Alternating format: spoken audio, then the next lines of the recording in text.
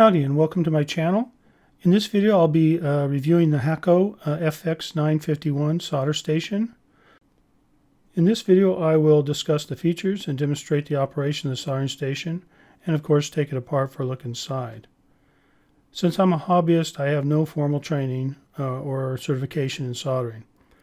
I've learned most of my techniques from trial and error, and I have had some guidance from a few Heathkit projects. For instance, the SMD project shown in the channel update number 2 video. As usual, there will be PowerPoint slides sprinkled throughout this video, and they're available on my tigermultimedia.com site in a PDF format, along with a STL file for the modified control card. Just go to the home page and click on Reviews, and then select the Hakko FX-951 solder station for the online content. Some of the slides will only be shown for a brief period of time in this video, so just pause the video when needed. The Hakko FX-951, as of this time, goes for around $240 to about $290 US dollars. The tips and nozzles are not included, and they do need to be purchased separately. Okay, let's take a look at what you get in the box for North America. You get the FX-951 soldering station. You also get the FM-2027 soldering iron, which includes the sleeve grip assembly and is by default green. Also included in the box is a control card or key. You have a US AC power cord, a soldering iron holder or stand with a tip cleaning area, a connecting cable for the soldering iron stand and the soldering station for sleep and shutoff modes, a tip changing heat resistant pad, a 12-slot weighted soldering iron tip tray, and of course operating instructions. Here's a closer look at the specifications of the soldering station. 75 watts power consumption, control temperature ranges of 200 to 450 degrees Celsius, or 392 to 842 degrees Fahrenheit, and give you some temperature stabilities at idle of plus or minus 5 degrees C, plus or minus 9 degrees F. Has a 24 volt output voltage. I assume it's some sort of pulsed PWM type of voltage control. There's the dimensions, and if you probably noticed in most of my videos, I try to use metric and US customary dimensions, and then the weight there at the bottom in kilograms and pounds. Now taking a look at the soldering iron, it's a 70 watts at 24 volts power consumption, has less than 2 ohms tip to ground resistance, less than 2 millivolts tip to ground, has a composite heater, 1.3 meter or 54 inch cord length including the DIN plug, with a 2.4 D tip. It weighs approximately 1.1 ounces or 30 grams. The Hakko FX-951 is compatible with several different Hakko soldering irons. The first two are the FM-2027 and FM-2028, and I have the FM-2027. The only difference I'm aware of is that the FM-2027 has a transparent ring on the connector assembly, which lights red when the power is applied using the FX-951. And the FM-2028 has an opaque yellow ring in place of the LED indicator. So I think that they are both interchangeable when using the FX-951 soldering station. Also, both irons support T12 and T15 tips, while the T15 tips are for North America and the EU. And I believe the T15 tips replace the T7s. Again, you need to check the Hakko website. The middle soldering iron is the FM-2026, and this iron needs additional equipment to support into hot gas operation. The last iron presented in this slide is the FM-2032 and is a micro soldering iron for use with miniature electronic components. As I mentioned, I'm in North America, so I received in the kit a FM-2027 soldering iron, and I decided to make just a little sketch to show the different sections of it. Starting on the left-hand side there, you can see the tip. Hakko defines the next piece as a sleeve assembly, then the connector assembly, and there I kind of try to make a red LED light in that assembly, and then the connecting cable. I also did a slide of the dimensions of the FM2027 showing the diameters and the lengths of the different sections. Here is the FM2027 soldering iron with a T15 D16 tip and a tiger orange, of course, sleeve. These are the tabs for interlocking the sleeve to the rest of the unit. And this is the connector assembly, cable assembly with strain relief. And here's that red LED transparent window, indicate when the power is on. This is the DIN plug. It's an 8-pin DIN plug, and for connecting to the solder station. And there's an interlocking tab on the top so you don't have an accidental disconnect from the station. These are some tips I use on the Hakko FX-951 soldering station. I just want to show these tips because they're just a little easier to photograph. I will be showing the others too on the T15s. By just trying to highlight some common tips that I use, or chisel tip. It's probably the most common tip that I use, again, for my hobby work. And then a bevel tip, and then a conical tip. And so I wanted to get the similar tips when I purchased the FX-951. In this slide, it shows the tips that I ordered initially, the first ones of the T15s. I purchased 4, the T15D8, the BCF2, the D16, and the B. And on the left-hand side there, it shows the tips before they're inserted into the soldering iron assembly. Here's a graphic showing the ceramic composite tip that has an integrated heater sensor assembly. And the picture below showing the actual dimensions of the tip. It's a T15 D16. Majority of the metal body is at ground potential with 2 ring tabs at one end that are for power sensor connections. Here you can see the 2 rings that make the connection for the sensors and the heater. And then we're sliding on a blue sleeve. There's another ring near the top. You want to push that ring so it snaps into the sleeve. This particular tip is the D16. For removing a tip, I found it was just easy to use the palm of my hand and then just push it forward out of the sleeve.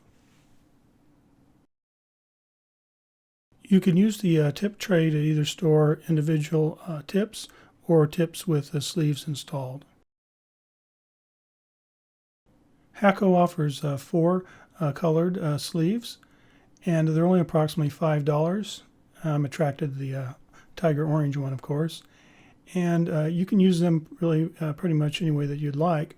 For example, you could use them for encoding particular tips, sizes, or tips that are used with a certain type of solder, or pretty much whatever strikes your fancy. Here I'm showing the tip and sleeve assembly being attached to the connector assembly. And those 2 clips hold it in there nice and firm. And here we're going to check the resistance from the tip to the ground. It was rated at less than 2 ohms. I've already nulled out the lead resistance of the meter. And you can see it's below half an ohm, about 0.4 something ohms. So definitely meets specifications. And taking a look at the external connections, on the front panel we have a 8-pin DIN socket with a interlock.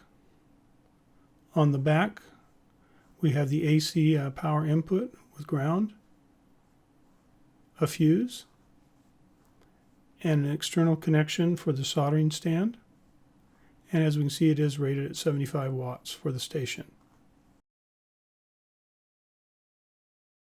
Included in the soldering kit is the FH200-01, which is the iron holder or stand, and a wire tip cleaner.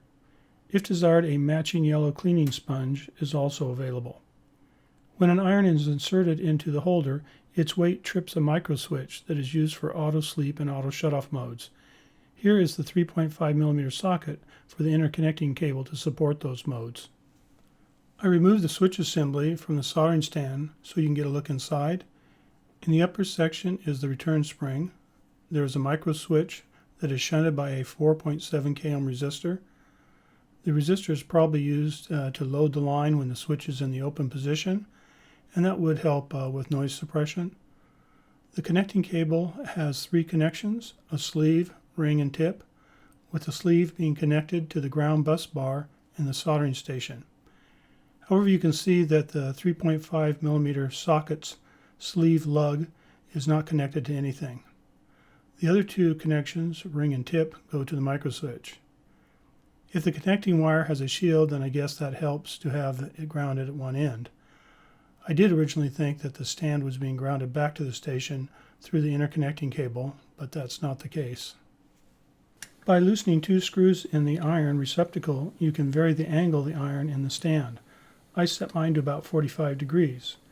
A warning in the manual states that setting the receptacle angle too high can result in the soldering iron becoming very hot. Making connections is easy. Make sure the power's off. Take your interconnecting cable and connect it to the stand and to the station. Then take your AC power cord and plug it into the station. Then take your soldering iron and plug it into the 8-pin DIN socket. Again, making sure that you don't have the power turned on while making these connections. To turn the unit on, I just simply flip the power switch located on the top of the station. It shows a set temperature there in the display. And also we light up a LED on the iron. And then it shows the actual temperature as it's climbing up to the factory default setting of 350 degrees Celsius. And there you see it reached it. And the pulsing decimal point is indicating the heater activity. Let's take a look at some of the controls to make a temperature change. By default, Hakko is at 350 degrees Celsius or C. So you use the control card, insert it into the unit, and the most significant digit will flash. Then you can use the up-down buttons to increase or decrease that digit. Since we're on Celsius, you can only have 2, 3, or 4 as a selection for temperature, most significant digit.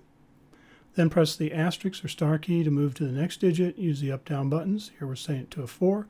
Press it again, and let's set it to a 3. Press one last time, and now it's been accepted, and we changed from 350 degrees C to 343 degrees C.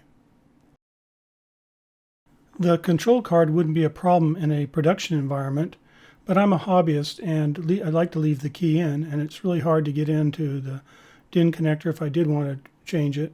And also even the buttons are difficult to access because it's poking you in the hand. Since I have a 3D printer, I thought I might as well try to make a new card.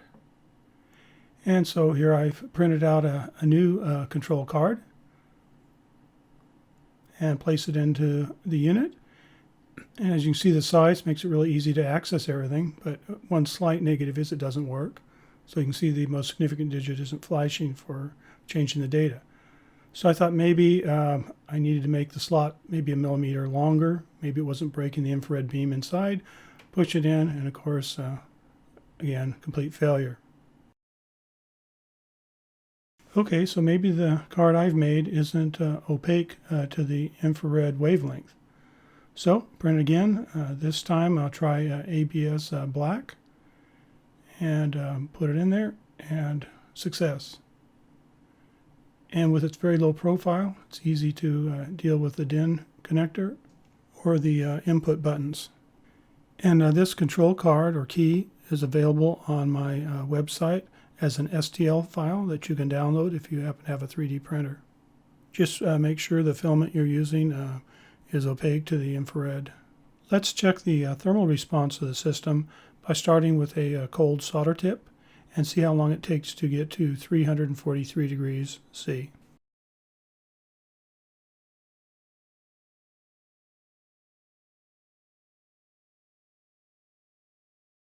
With my crude measurement techniques, it took approximately 17.5 seconds.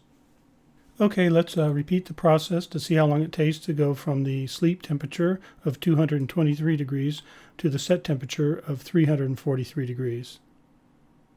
And as you can see, it takes about 6.5 seconds.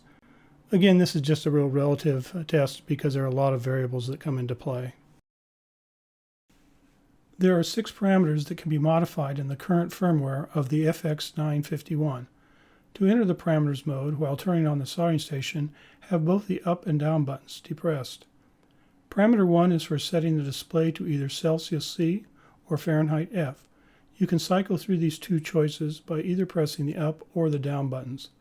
To store your selection and move to parameter number 2, press the asterisk or little star button. Parameter number 2 sets the sleep mode time from 0 to 29 minutes. This is the time it will elapse when the iron is placed in the stand before entering sleep mode, which lowers the iron's temperature to around 223 degrees C. This helps save power and reduce tip oxidation, extending the tip's useful life. If you set this parameter to 30 minutes, then after 30 minutes of no activity, the station will auto shut off the heater circuits. You must cycle the power using the power on-off switch to turn the station back on. More on this parameter later. Press the asterisk button to store the selection and move to parameters number 3. Number 3 sets the low temperature alarm value, and the default is 150 degrees C or 300 degrees F. And the range is from 30 degrees C to 150 degrees C. When this error occurs, the display will blink and the buzzer will sound continuously. To save your selection and enter parameter number 4, press the asterisk button. This parameter selects supervisor operator control. Using the up or down buttons, choose 0 to prevent any offset value being entered or changed without inserting the control card. Selecting a 1 will allow an operator to enter an offset value without needing the control card. More on this offset shortly. To save your selection and enter parameter 5, press the asterisk button. This parameter determines if the buzzer will sound or not sound when a sensor or soldering iron error occurs. 0 is buzzer will not sound, and a 1 is buzzer will sound. To save your selection and enter parameters number 6, press the asterisk button. This parameter determines if the buzzer will sound or not sound when the temperature alert triggers. To save your selection, leave the parameters mode, press, you guessed it, the asterisk button. What you see for a second is the set temperature, 350 degrees C. And then the station switches over to the actual temperature, and you can watch the tip temperature climb. Since we set parameter number 2 to 0 minutes, and the soldering iron is in the solder stand, the station immediately enters the sleep mode. Here I would like to check the temperature of the soldering station kit with a $13 eBay Hakko temperature meter clone.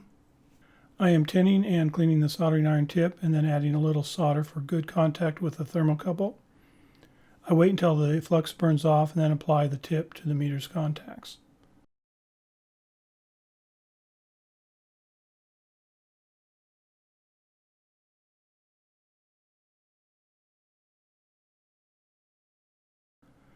The temperature meter reads the same as the Hakko solder station. I really wasn't expecting that. The moon must be in the right phase. I tried another clone that cost $12, and here I am first cleaning the contacts with alcohol to remove any flux residue from the previous measurements. I got a reading of only 3 degrees lower than the solder station's set temperature, so I won't be making any temperature offset adjustments to the FX-951. But let's show how you do enter an offset. Assume we have a station that is set to 343 degrees C, but using a calibrated temperature meter we measure an actual, in quotes, true temperature of 338 degrees C. The FX-951 allows us to make a compensation for the error by applying an offset temperature value.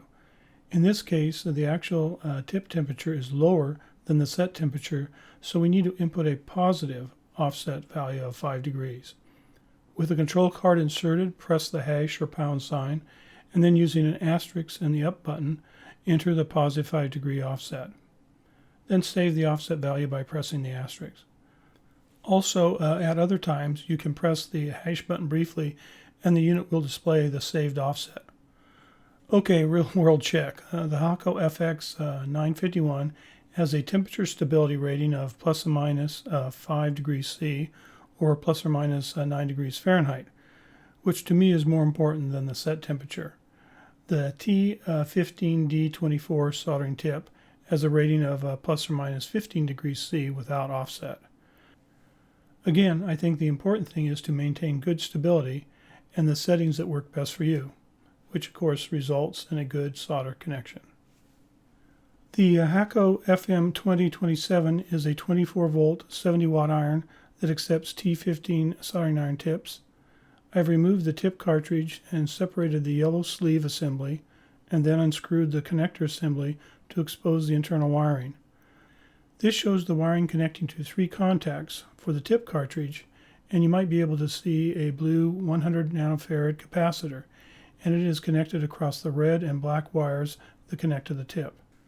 The threaded milk-colored plastic houses the red LED with a measured forward voltage of 1.45 volts. Here's the disassembled DIN plug at the other end of the soldering iron cable. In the foreground is the locking clip. A close-up shows what I think is pretty nice soldering connections. Okay, let's take a look at the inside of the soldering station. 5 screws need to be removed and the case opens easily to expose the inside components. The power input socket and fuse are connected to the rocker, power on-off switch, and a transformer. The main component in the soldering station is the red power transformer. It has a single non-tapped primary and a single non-tapped secondary. On the right side and directly mounted to the power transformer is a solid metal grounding bus. 3 green-yellow striped wires are the grounds from the line cord, a connection to the circuit board, and a connection to the interconnect socket for the soldering station and the stand.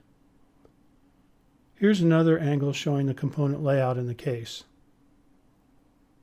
The PC board and front panel assembly easily slide out of grooves in the case. This is a closer look at the PC board showing the few connecting wires. The red wires are the secondary of the power transformer, the white wires are for the connection to the soldering stand, and the green-yellow striped wire is the ground connection for the PC board. Let's take a look at some of the major components on the PC board. The D10XB60 is a 600 volt, 10 amp, full wave bridge diode rectifier. The area marked in red is the 3 7-segment red LED displays, and below them are 3 transistors, Q3 through Q5, which I would assume are for multiplexing the displays.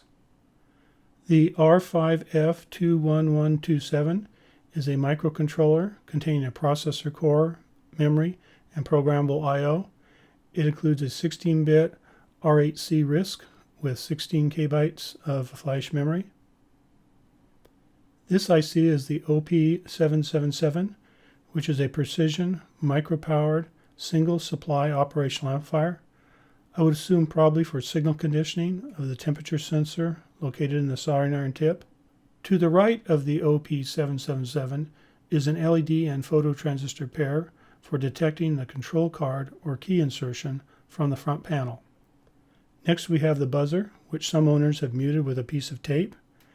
After 2008, with the proper firmware, the buzzer can be turned off from the front panel via the parameters menu. The red circle shows the 8 connections from the DIN socket. This is a power transistor located at the bottom of the PC board near the DIN socket.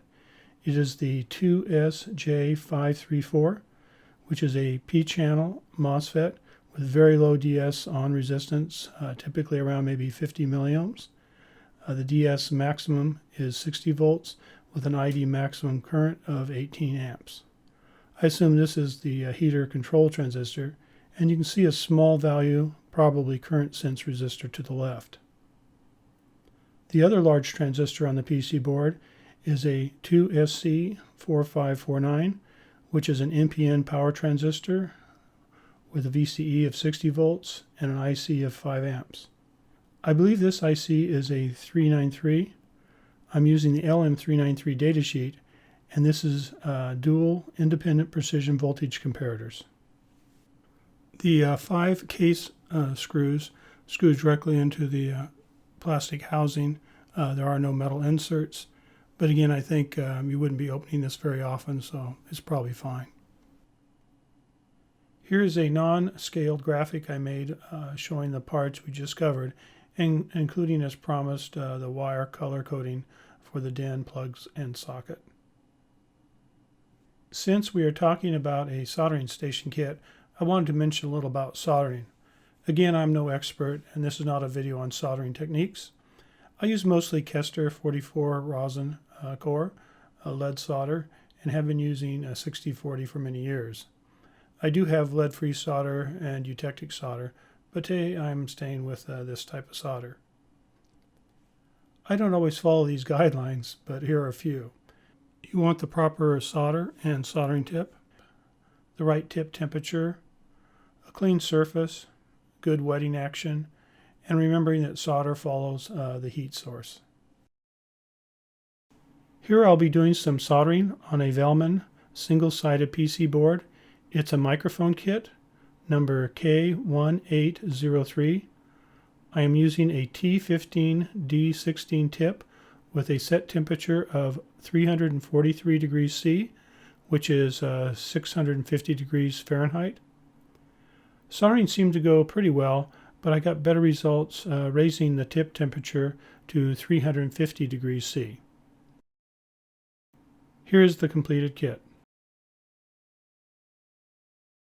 From a previous video, I mentioned I wanted to replace the parallel CNC controller electronics with a USB microcontroller. I'm going to keep the 4-pin chassis connectors to the stepper motors, so I need to remove the connecting wires. The connector pins have a larger thermal mass, so I am using a T15D24 tip, which is set to 350 degrees C. As you can see, the wire was removed quickly, and the tip temperature didn't seem to change. I had no problems removing the other 3 wires on the connector. Here I will be tinning 3 18 AWG stranded wires on a power cord. I first cut off the socket end of the cord. Make sure it's unplugged to avoid some excitement. Yes, I'm using a Paladin AM12 cutter stripper that I normally use for Ethernet cable, but hey, it works well for removing the outer jacket of this line cord.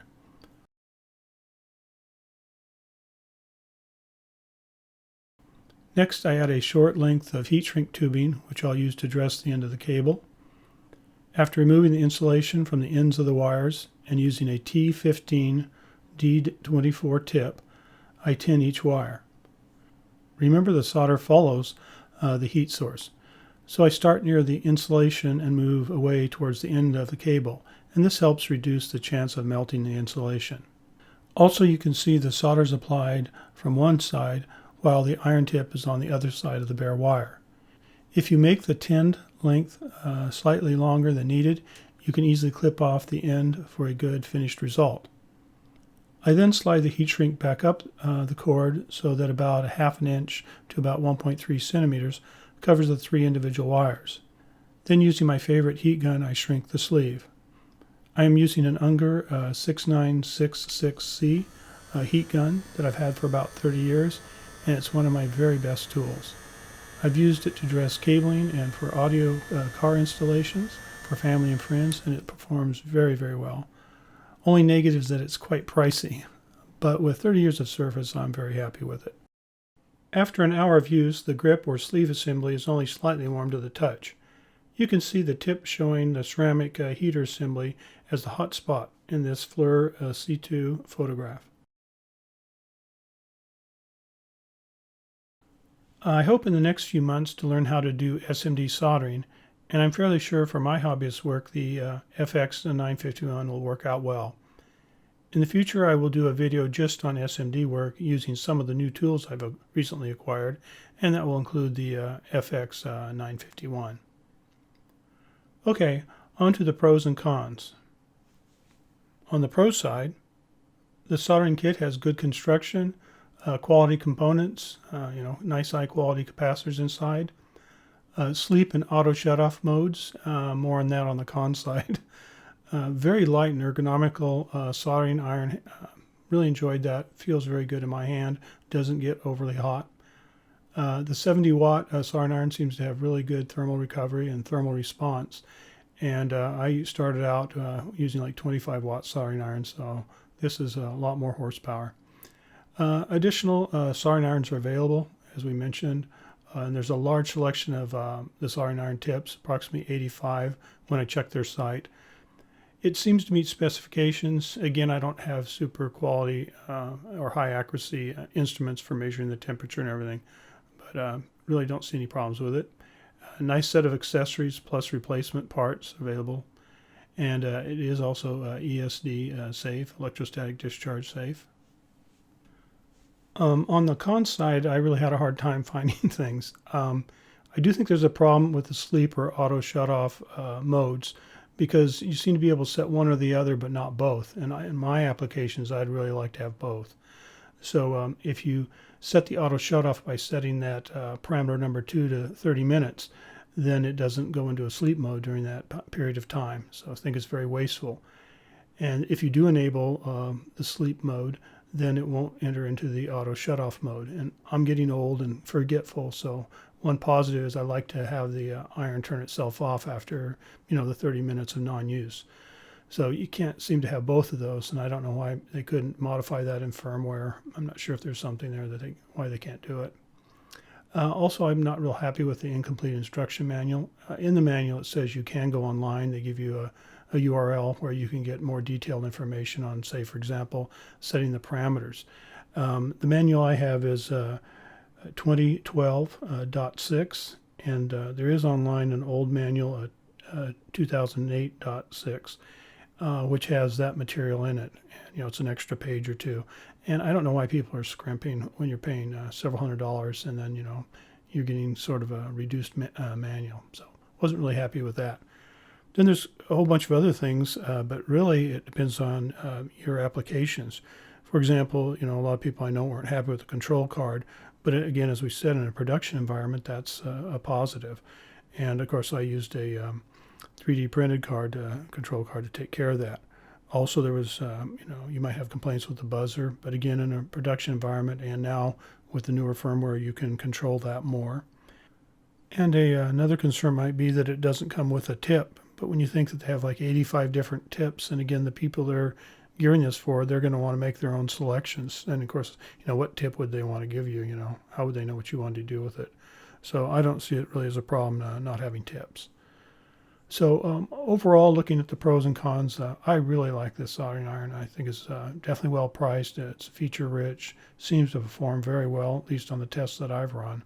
And I'm very happy that I purchased it. I look forward to many years of service from it. So if you enjoyed this video, please give it a thumbs up and subscribe. And thank you for watching.